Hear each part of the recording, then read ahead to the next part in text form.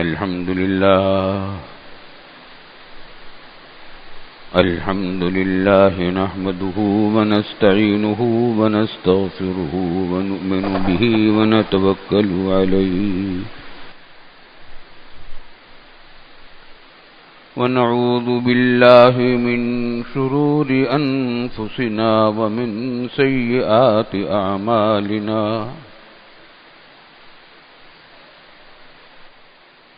من يهده الله فلا مضل له ومن يضلله فلا هادي له ونشهد أن لا إله إلا الله وحده لا شريك له ونشهد أن سيدنا وسندنا ومولانا محمدا عبده ورسوله صلى الله تعالى عليه وعلى آله وصحبه أجمعين وسلم تسليما كثيرا كثيرا أما بعد فأعوذ بالله من الشيطان الرجيم بسم الله الرحمن الرحيم يا أيها الذين آمنوا اتقوا الله حق تقاته ولا تموتن إلا وأنتم مسلمون واعتصموا بحبل الله جميعا ولا تفرقوا واذكروا نعمة الله عليكم إذ كنتم أعداء فألف بين قلوبكم فأصبحتم بنعمته إخوانا وكنتم على شفا حفرة من النار فأنقذكم منها كذلك يبين الله لكم آياته لعلكم تهتدون. بزرگان محترم، برادران عزیز، الحمدللہ یہ ہمارا آج کا یہ جمعہ امت مسلمہ کے اوپر جو یہ جمعہ آیا ہے یہ اسلامی سال کا پہلا جمعہ ہے، اسلامی کیلنڈر کا پہلا جمعہ ہے۔ پچھلا جمعہ پچھلے سال کا آخری جمعہ تھا اور آج کا جمعہ اس نئے سال کا پہلا جمعہ ہے۔ اللہ تعالیٰ پچھلے سال کے گناہوں کے ہمیں معاف فرما دے اور اس سال کو ہمارے لیے دینی اور دنیاوی برکتوں اور ترقیوں کا سال بنا دے۔ پورا عالم اسلام طرح طرح کے مسائل میں مبتلا ہے۔ پوری دنیا میں جگہ جگہ مسلمانوں کا کشت و خون ہو رہا ہے، اور دردناک بات یہ ہے کہ خون بہانے والا بھی مسلمان اور جس کا خون بہنا رہا ہے وہ بھی مسلمان۔ انا للہ و انا الیہ راجعون۔ یہ فتنوں کا وہ دور ہے جس کی خبر رسول اللہ صلی اللہ علیہ وسلم نے دے رکھی تھی کہ ایسا دور آنے والا ہے، لیکن اس کا مطلب یہ نہیں ہے کہ ہم یہ سمجھیں کہ یہ تو آئے گا، ہم تو کچھ نہیں کر سکتے۔ نہیں، یہ ضرور فتنے میں تمام لوگ مبتلا نہیں ہوں گے۔ جو اپنے آپ کو بچانے کی کوشش کریں گے بچ جائیں گے، جو کوشش نہیں کریں گے وہ گرفتار ہو جائیں گے فتنے میں۔ تو فتنوں کا دور ہے، ڈرنا چاہیے۔ اس واسطے اپنے تمام اقوال اور اعمال کو بہت سوچ سمجھ کر اختیار کرنا چاہیے کہ اس سے کسی فتنے کا نیا دروازہ تو نہیں کھل جائے گا، اور کوئی فتنہ پھیلا ہوا ہے تو اس کی کوئی تائید اور حمایت تو نہیں ہو جائے گی۔ اللہ تعالی ہمیں ہر قسم کے فتنوں سے بچائے۔ رسول اللہ صلی اللہ علیہ وسلم نے دعا بھی ہم کو سکھلائی ہے، اللہم انا نعوذ بک من الفتن ما ظہر منہا وما بطن، اے اللہ ہم آپ سے پناہ مانگتے ہیں تمام فتنوں سے، جو کھلے ہوئے فتنے ہیں ان سے بھی پناہ مانگتے ہیں، اور جو چھپے ہوئے فتنے ہیں ان سے بھی پناہ مانگتے ہیں۔ بعض فتنے ایسے ہوتے ہیں کہ نظر نہیں آتے، ان میں انسان کی آزمائش ہوتی ہے اور طرح طرح کے مسائل پیدا ہو جاتے ہیں، تو بہت محتاط رہنے کا زمانہ ہے یہ، ہر شخص کو بہت محتاط رہنا چاہیے۔ اور الحمدللہ حاجیوں کی حج سے واپسی بھی شروع ہو چکی ہے، بہت بڑی تعداد حاجیوں کی واپس آ گئی، اور کچھ باقی جو رہ گئے ہیں وہ بھی کم ہی رہ گئے ہیں، وہ بھی آنے والے ہیں انشاءاللہ۔ اللہ تعالیٰ ان سب کو خیر و عافیت کے ساتھ واپس لائے، وہاں کی برکتوں کے ساتھ واپس لائے، حج مقبول کے ساتھ واپس لائے۔ ایک بات خاص طور سے ان حاجیوں سے حج سے واپس آنے والے بھائیوں کے لیے بھی ہے، اور اس اجتماع میں ایسے حضرات موجود ہیں جو حج سے واپس آئے ہیں، اور جن حضرات نے کبھی حج نہیں کیا ان کے لیے بھی کچھ بات کرنے کی ہے۔ جو حضرات حج سے واپس آئے ہیں ان کو قرآن کریم نے اور حضور صلی اللہ علیہ وسلم نے یہ بشارت دے رکھی ہے کہ ان کا حج اگر مقبول ہو جائے تو وہ گناہوں سے ایسے پاک ہو جاتے ہیں جیسے ماں کے پیٹ سے پاک پیدا ہوئے تھے، تمام گناہ معاف ہو جاتے ہیں سوائے بندوں کے حقوق۔ بندوں کا حق ہے وہ تو دینا پڑے گا یا معافی کرانی پڑے گی، لیکن اور جتنے گناہ ہیں اللہ تعالیٰ ان سب کو معاف کر دیتا ہے۔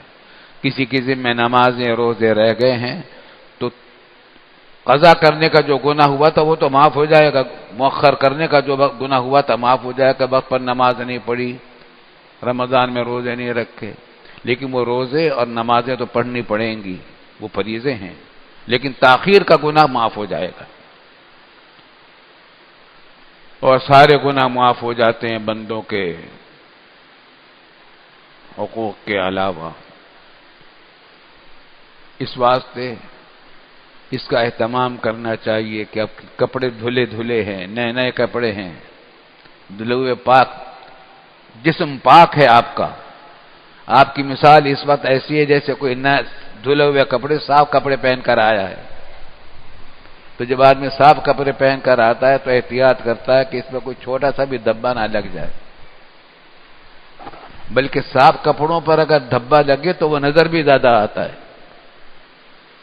صاف کپڑوں پر تو دھبا لگے وہ نظر بھی زیادہ آتا ہے۔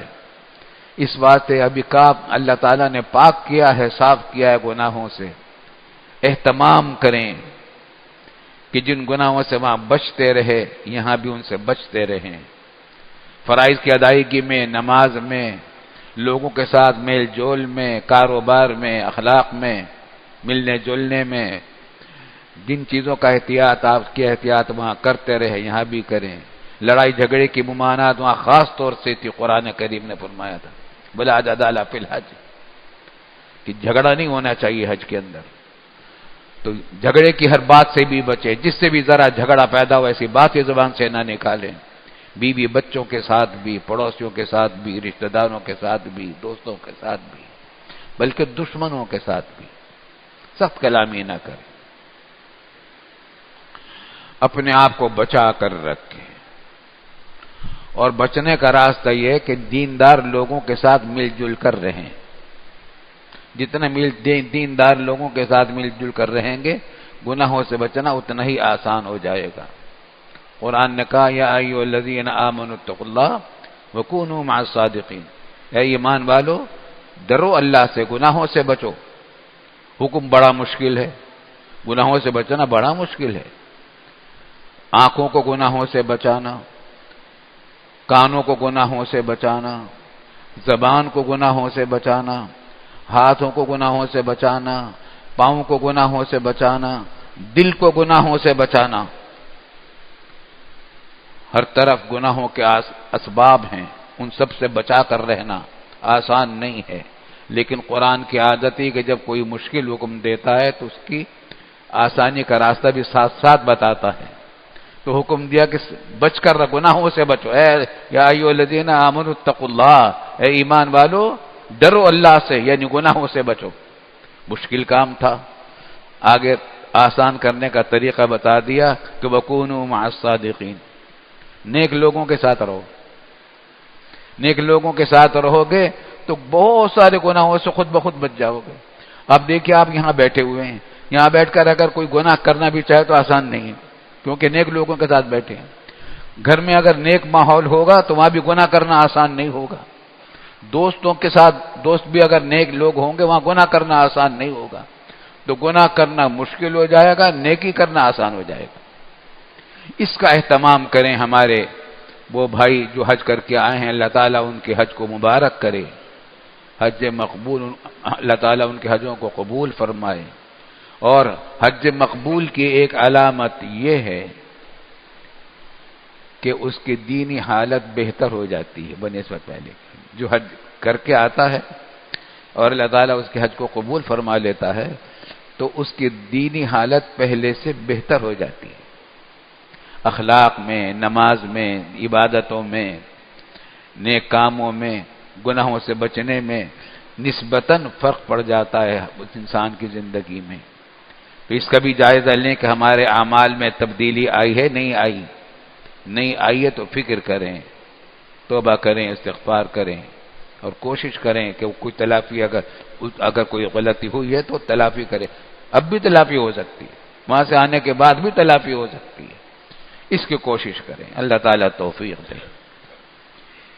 میرا ایک چھوٹا سا رسالہ بھی ہے، کتابچہ، وہ اسی موضوع پر کہیں تقریر کی تھی میں نے، کراچی میں کوئی اجتماع تھا شاید، وہ کتابی شکل میں چھپ گیا، چھوٹا سا رسالہ ہے، کتابچہ ہے۔ حج کے بعد زندگی کیسے گزاریں، اس کا نام ہے حج کے بعد زندگی کیسے گزاریں۔ اس میں کچھ نکات ہم نے دیے، کچھ فارمولہ دیا ہے، اللہ تعالیٰ توفیق دے تو اس کا مطالعہ کیجئے، چھوٹا سا کتابچہ ہے، مطالعہ کریں گے تو 5-10 منٹ میں آپ پڑھ سکتے ہیں اس کو پورے کو، 10-15 منٹ میں ختم ہو جائے گا، مگر انشاءاللہ امید ہے کام کی باتیں اس سے مل جائیں گی۔ یہ تو ان بھائیوں سے بات ہے اور بہنوں سے بات ہے جو حج کر کے آئے ہیں اللہ کے فضل و کرم سے، اور جو حضرت حج کو نہیں گئے تھے ان سے بھی کچھ کہنے کی باتیں ہیں۔ ان میں بہت سے حضرات تو وہ ہوں گے جن پر حج فرض ہے مگر ابھی حج کو نہیں گئے، بہت بڑی تعداد ہوتی ہے ایسے لوگوں کی، اور حج فرض ہوتا ہے، سوچتے رہتے ہیں اگلے سال چلے جائیں گے، اس سے اگلے سال چلے جائیں گے، پھر اگلے سال چلے جائیں گے، بچے کی شادی ہو جائے پھر چلے جائیں گے، فلاں کاروبار شروع کیا ہے ذرا کچھ وہ جم جائے پھر چلے جائیں گے، مکان تعمیر شروع کر رکھی ہے وہ مکمل ہو جائے تو پھر چلے جائیں گے۔ یہ پھر چلے جائیں گا جو قصہ ہے یہ شیطان کا دھوکہ ہے، پھر کی کچھ خبر نہیں، پھر زندہ بھی رہیں گے نہیں رہیں گے کچھ نہیں پتا۔ ملک الموت کو تو نام مل چکے ہیں، ہر سال کے آدمیوں کے نام ملے ہوئے ہیں، کس کی موت کہاں کس وقت آئے گی وہ ٹل نہیں سکتی، ایک سیکنڈ ادھر نہیں ہو سکتی، ایک سیکنڈ ادھر نہیں ہو سکتی، جگہ بدل نہیں سکتی، آئے گی۔ اب اگر پھر کا سلسلہ چلتا رہا کیا پتا کس کی زندگی کب تک ہے کب تک نہیں ہے، کب موت کا پروانہ آ جائے گا، ملک الموت آ جائے گا، لے جائے گا پکڑ کر۔ وہ جوان کو بھی نہیں دیکھتا، بوڑھے کو بھی نہیں دیکھتا، تندرست کو بھی نہیں دیکھتا، بیمار کو بھی نہیں دیکھتا، بچے کو بھی نہیں دیکھتا، بڑے کو بھی نہیں دیکھتا، مرد کو بھی نہیں دیکھتا، عورت کو بھی نہیں دیکھتا، وہ تو فرمان دیکھتا ہے اپنے رب کا کہ اس کی روح قبض کرنی ہے، وہ کر کے چھوڑتا ہے، اس کو ہٹا نہیں سکتا کوئی۔ تو خدا نخواستہ اگر کسی کے اوپر حج فرض ہے اور اس نے ادا نہیں کیا تو فریضہ ٹلانا نہیں چاہیے، خدا نخواستہ موت آ جائے گی تو فریضہ باقی رہ جائے گا، پھر جواب کیا بنے گا؟ رسول اللہ صلی اللہ علیہ وسلم نے فرمایا کہ جس شخص کے اوپر حج فرض ہوا پھر اس کو کوئی رکاوٹ بھی حکومت کی طرف سے نہیں ہے، کوئی مالی تنگی بھی اس کے پاس ایسی نہیں ہے کہ سفر نہ کر سکے، اور ایسی بیماری بھی نہیں ہے کہ سفر نہ کر سکے،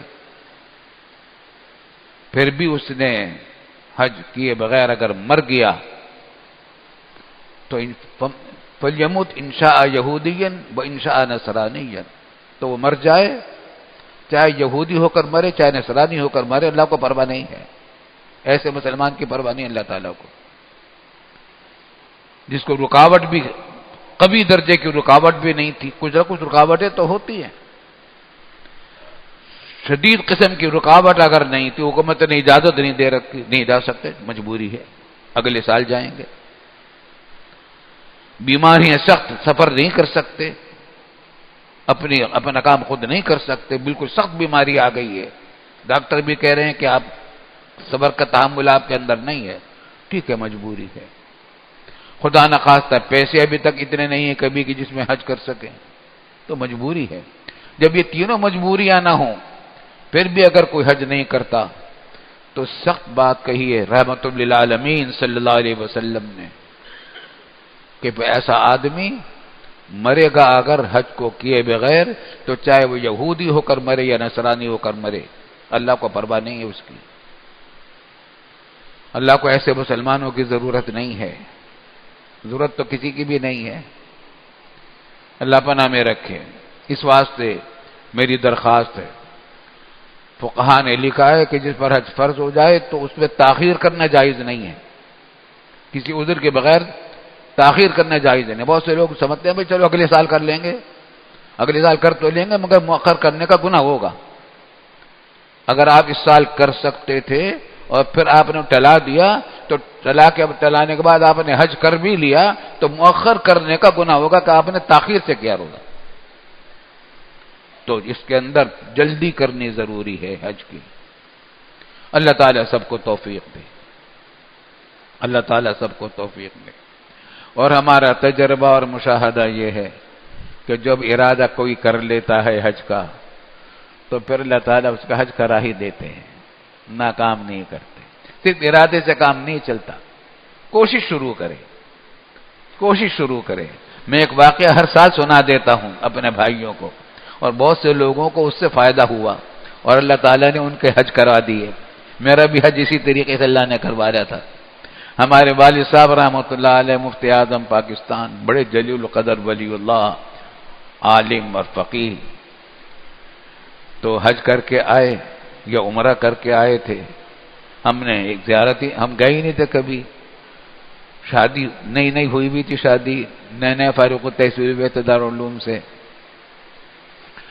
تو میں نے والد صاحب سے کہا کہ آپ میرے لیے دعا کر دیجئے کہ حج کو میں بھی چلا جاؤں۔ میں نے کسی گناہ کی درخواست تو نہیں کی تھی۔ کہنے لگے تمہارے واسطے دعا نہیں کروں گا، تمہارے واسطے حج کی دعا نہیں کروں گا۔ میں لرز گیا، یا اللہ، اتنا مہربان باپ، اتنا بڑا فقیہ اور ولی اللہ، میں درخواست کر رہا ہوں حج کے لیے دعا کی، اس سے انکار کر رہے ہیں۔ میں بہت واقعتاً پریشان ہو گیا کہ اللہ کیا بات ہے۔ میں نے ابا جی کیا بات ہے؟ فرمایا تمہیں شوق نہیں ہے حج کا، تمہیں حج کا شوق نہیں ہے۔ میں نے کہا مجھے تو اتنا شوق ہے کہ میں آپ کی باتیں جب سنتا ہوں تو چپکے جا کر روتا بھی ہوں شوق میں۔ فرمایا نہیں تمہیں شوق نہیں ہے۔ اچھا یہ بتاؤ تم نے اگر شوق ہے تو تیاری کیا کر رکھی ہے؟ حج کی تیاری کیا کی ہے؟ میں نے کہا میری تنخواہ 150 روپے ہے۔ اس زمانے میں تنخواہیں بہت تھوڑی تھوڑی ہوتی تھی، ایک بچی تھی میری، شادی نہیں ہوئی بھی تھی، بالکل ابتدائی کتابوں کا مدرس تھا۔ میں نے کہا میری تنخواہ 150 روپے ہے، اس میں کیا بچا کے رکھتا؟ جو بات فرمائی اس فقیہ ملت نے یاد رکھنے کے قابل ہے۔ فرمایا کیا مہینے میں تم 1 روپیہ بھی نہیں بچا سکتے؟ حج کے لیے؟ کیا تم مہینے میں 1 روپیہ بھی نہیں بچا سکتے حج کے لیے؟ میں نے کہا وہ تو بچا سکتا ہوں۔ فرمایا کہ بتاؤ کتنے روپے جمع کیے اب تک؟ اس بات سے کہہ رہا ہوں۔ میں نے کہا میں نے تو نہیں جمع کیے۔ کہنے اس بات سے کہہ رہا ہوں کہ تمہیں شوق نہیں ہے حج کا۔ اگر شوق ہوتا تو تم جمع کر کے رکھتے، چاہے 10 روپے ہی ہوتے، جمع تو کرتے۔ انسان اپنی کوشش تو کرے، آگے کا کام اللہ کے سپرد کرے۔ اپنی جتنی قدرت اللہ نے دے رکھی ہے کسی کام کی، اس قدرت کو تو استعمال کر لے، پھر آگے اللہ کے سپرد کرے۔ اور ہم نے تو یہ دیکھا ہے کہ جب ایسا آدمی بندہ کرتا ہے تو اللہ تعالیٰ ہاتھ سے بال لیتے ہیں، ہاتھ پکڑ لیتے ہیں اور سارے کام کرا دیتے ہیں۔ ہمت کی بات ہے، عزم کی بات ہے، ول پاور، عزم، ارادہ، پکا ارادہ، اور کوشش شروع کر دے، پھر اللہ تعالیٰ ناکام نہیں کرتا۔ پھر فرمایا کہ دیکھو تمہاری بڑی بہن جس کا انتقال ہو گیا، نہیں کراچی میں انتقال ہوا تھا، اسرت کی تنگ دستی کی زندگی گزاری تھی۔ ان کے شوہر کی آمدنی زیادہ نہیں تھی، بہت معمولی تھی۔ کبھی کبھی بہت ہی تنگ دستی کا وقت گزرا، بہت تنگ دستی کا، یعنی ایسا کہ روزانہ کے کھانے پینے کا خرچہ بھی مسائل پیدا ہو گئے۔ بہت تنگ دستی کا زمانہ گزرا۔ 6 بچے تھے، ان میں سے کسی کی بھی شادی نہیں کر پائی تھی۔ شوہر حیات تھے، شوہر زندہ تھے، تو ہر وقت روٹی کے کھانے ہی کے لالے پڑے رہتے تھے۔ فرمایا کہ اس نے ارادہ حج کا کیا تھا، اس کو حج کا شوق تھا۔ اس کے سامان میں سے ایک بٹوا نکلا کپڑے کا، اس میں 35 روپے پڑے ہوئے تھے۔ ایک پرچہ پڑا ہوا تھا کہ یہ میں نے حج کے لیے رکھے۔ میری اس بیٹی نے پتہ نہیں کس طریقے سے اپنا پیٹ کاٹ کر یہ 35 روپے جمع کیے تھے حج کے لیے۔ رخصت ہو گئی، میرے دل پر چوٹ لگی۔ اگلے سال میں جب میں حج کو گیا تو وہ 35 روپے ساتھ لے کر گیا، اور وہاں مکہ مکرمہ میں اپنے کسی ایک دوست سے کہا جو وہیں کے رہنے والے تھے کہ تم میری بیٹی کی طرف سے حج کر لو، یہ 35 روپے ہیں۔ مینا، عرفات، مزدلفہ کا سفر وغیرہ 35 روپے میں ہو سکتا تھا۔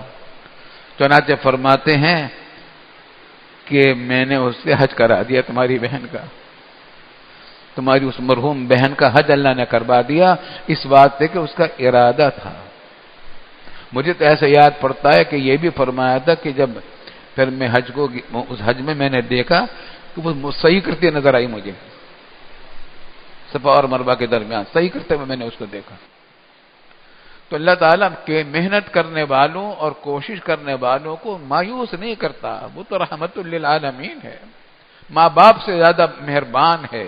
بندہ ذرا سا کوشش کرتا ہے تو اللہ تعالیٰ اس کو سنبھال لیتے ہیں۔ حدیث میں آتا ہے، اور حدیث قدسی ہے کہ اللہ تعالیٰ نے فرمایا کہ جو شخص میری طرف ایک بالش بڑھتا ہے میں اس کی طرف 1 ہاتھ بڑھتا ہوں، اور جو میری طرف 1 ہاتھ بڑھتا ہے میں اس کی طرف 2 ہاتھ بڑھتا ہوں، اور جو میری طرف چل کر آتا ہے میں اس کی طرف جھپٹ کر بڑھتا ہوں، اور جو میری طرف جھپٹ کر پڑتا ہے میں اس کو دوڑ کر پہنچتا ہوں۔ وہ رحمان ہے، رحیم ہے، اس نے ہمیں پیدا کیا ہے، خالق ہے ہمارے پالنے والا ہے۔ ماں اور باپ پالنے میں کتنی محنت کرتے ہیں اپنے بچوں کو، لیکن پالنے والا تو وہ ہے۔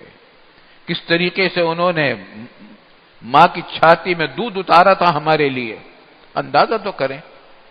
وہی ماں، کبھی اس کی چھاتی میں دودھ نہیں تھا، بچہ پیدا ہوا تو دودھ پیدا کر دیا۔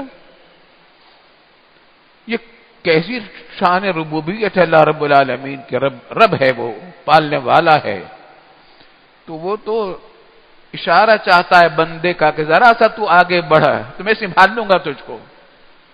اللہ کی طرف بڑھیں، انشاءاللہ تعالی مدد ہوگی، اللہ کی طرف سے مدد ہوگی۔ گناہوں سے بچنے کا اہتمام کریں، اور عمل کرنے کی کوشش کریں، عزم و ارادہ کریں، تو میں کہتا ہوں کہ ابھی سے کوشش شروع کر دیجیے۔ جن حضرات کے اوپر حج فرض ہے وہ تاخیر نہ کریں۔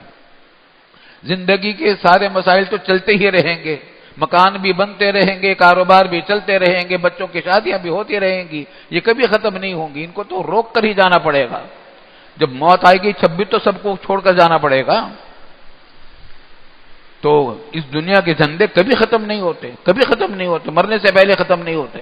اس کا انتظار نہ کرو کہ فلاں دھندے کام ختم ہو جائیں تو پھر میں جاؤں گا، نہیں، حج کو جانا ہے۔ اللہ تعالیٰ مدد فرمائے، اللہ تعالیٰ مدد فرمائے، اللہ تعالیٰ مدد فرمائے۔ البتہ نفلی حج کے بارے میں ہم مشورہ یہ دیتے ہیں کہ وہ جلدی جلدی نفلی حج نہ کریں، کم از کم 5 سال کا فاصلہ رکھیں، اور اس واسطے تاکہ وہاں حج فرض ادا کرنے والوں کا رش کم ہو جائے، حج فرض ادا کرنے والوں کے لیے رش کم ہو جائے، حج آسان ہو جائے۔ یہ روپے جو آپ خرچ کرتے اپنے حج میں، حج نفلی میں، وہ کسی اور اچھے نیک کام میں خرچ کر دیجیے۔ حضرت ابو ہریرہ رضی اللہ تعالی عنہ نے حج فرض حضور صلی اللہ علیہ وسلم کے ساتھ حجۃ الوداع میں کر لیا تھا، اس کے بعد حج نفلی حج نہیں کیا جب تک ماں زندہ رہی، کیونکہ جانتے تھے کہ ماں کی خدمت حج نفلی سے زیادہ ہے۔ تو اور بے شمار واقعات ہیں بزرگوں کے کہ انہوں نے کسی اور نیک کام کی وجہ سے، بڑے کام کی وجہ سے، ایک غریب بستی کے لوگ فاقے کر رہے تھے، ان کے مالی مدد کے لیے اپنے حج کا راستے میں حج میں تھے، واپس آ گئے اور جتنا پیسے تھے وہ سب انہیں کو دے دیے، حج چھوڑ دیا۔ تاکہ مقصود تو اللہ کی رضا ہے، اللہ کو راضی کرنا ہے۔ اللہ اپنے اس کے بندوں کی جو کوئی خدمت کرتا ہے، اللہ تعالیٰ کتنا راضی ہوتا ہے اس سے، وہ رحمان ہے۔ تو نفلی حج میں کم از کم 5 سال کا فاصلہ ضرور رکھیں، اور جو خرچ آپ نفلی حج میں کرتے، تھر کے علاقے میں روزانہ خبریں آ رہی ہیں کہ فاقے سے بچے، غذا کی قلت سے بچے مر رہے ہیں، ان کی مدد کیجیے۔ کتنے لوگ ہیں جو بعض لوگ خودکشی کر رہے ہیں، بچوں کے خرچہ اٹھانے کے قابل نہیں رہے، ایسے غریب لوگوں کو تلاش کر کے اس پیسے کو ان میں خرچ کیجیے۔ اور ایک نسخہ حج نفلی کا اور میں بیان کرتا ہوں، اور اسی پر بات کو ختم کر دوں گا، 1 منٹ زیادہ بھی ہو گیا ہے۔ وہ یہ کہ وہ بہت ہی بہدف نسخہ ہے، بہت نفع بخش نسخہ ہے۔ کوئی شخص اگر نفلی حج کرنا چاہتا ہے تو وہ یہ کام کرے کہ ایسا آدمی تلاش کرے جس نے اپنا حج فرض کر لیا ہے، قابل اعتماد آدمی ہو، حج فرض ادا کر چکا ہو، لیکن اس کی بیوی نے نہیں کیا، یا بہن نے نہیں کیا، یا بیٹی نے نہیں کیا، یا ماں نے نہیں کیا، یا خالہ نے نہیں کیا، یا پھوپھی نے نہیں کیا، محرم کوئی عورت ہے، وہ اس انتظار میں ہے کہ مجھے کوئی محرم ملے جس کے ساتھ میں حج کر سکوں، محرم کے بغیر حج میں جا نہیں سکتے، جائز نہیں ہے، تو کہ مجھے کوئی محرم مل جائے، پیسے ہیں اس کے پاس، لیکن وہ اس انتظار میں ہے کہ کوئی محرم مجھے مل جائے تو میں اس کے ساتھ حج کروں، اتنے پیسے ہیں نہیں کہ محرم کو بھی پیسے دے سکے وہ۔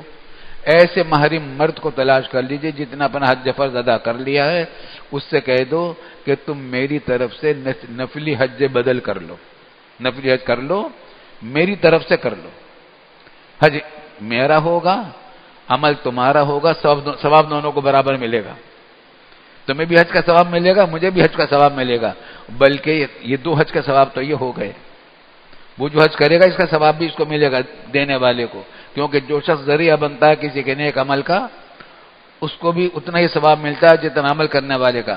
تو حج تو یہ اس کا ہے ہی، حج بدل ہے، پیسے سے نہیں دیے ہیں، اس کو ایک حج کا ثواب، دوسرے حج کا ثواب اس کے دوسرے آدمی کا حج کروایا اس نے، اس محرم کا، اس کا ثواب، اور وہ جو عورت کا حج کا ذریعہ بنا اس عورت کا حج کا ثواب بھی۔ امید ہے اللہ کے رحمت سے کہ 3 حجوں کا ثواب ملے گا ایسے شخص کو، ایسے آدمی کو تلاش کیجیے۔ تو اللہ تعالی ہمیں زیادہ سے زیادہ کمائی کا ذریعہ بنا دے، ثواب کے کمائی کا ذریعہ بنا دے۔ یہ زندگی کے چند روز ہیں، کچھ نہیں پتا کب ختم ہو جائے گی، یہی جو کچھ کر لیں گے کام آئے گا آخرت میں۔ اللہ تعالی ہمیں اس کی توفیق عطا فرمائے۔ وآخر دعوانا الحمد للہ رب العالمین۔